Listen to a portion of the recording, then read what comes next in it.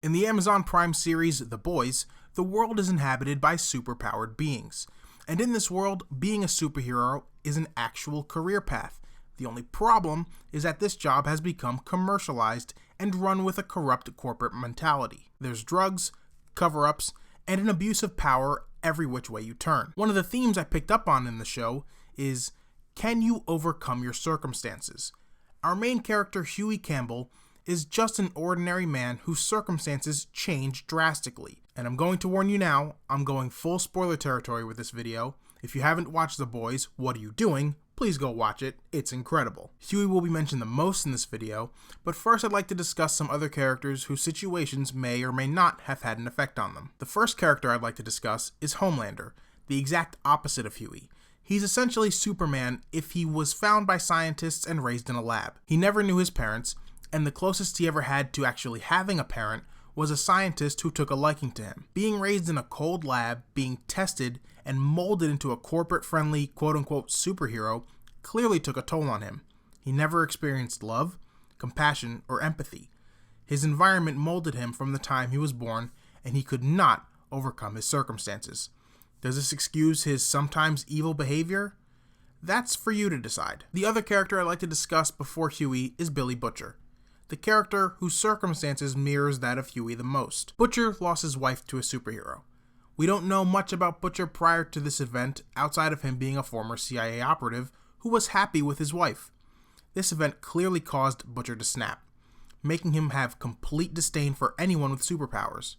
Every time he says, "soups," you can see the disgust in his face. He doesn't see them as people, so he has no empathy towards them.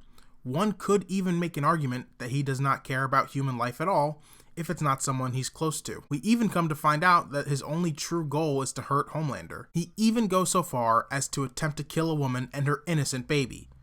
No, you heard me correctly. I said her baby. Now let's discuss Huey. After the death of his girlfriend Robin, Huey's father tells him not to try to get justice for her because Huey, quote-unquote, doesn't have the fight in him, and he never has. This is something we can see within the first few minutes of episode 1, when he tells Robin he couldn't ask his boss for a raise because his boss was busy, but tomorrow he would for sure. Robin knows Huey won't do it, and that Huey is the type of guy who wants to get things done, but might be too scared to actually take a chance. And following her death, he has one of the biggest defining moments of the season, when Translucent escapes his cage and Huey has to decide whether to kill him or let him go. Up until now, Huey has been a good person his whole life, careful not to even make people upset.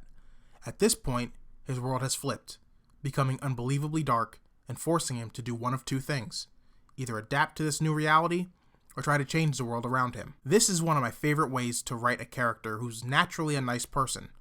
As he is thinking of what to do, he looks at a poster on the wall that says, quote, "Keep your hands clean."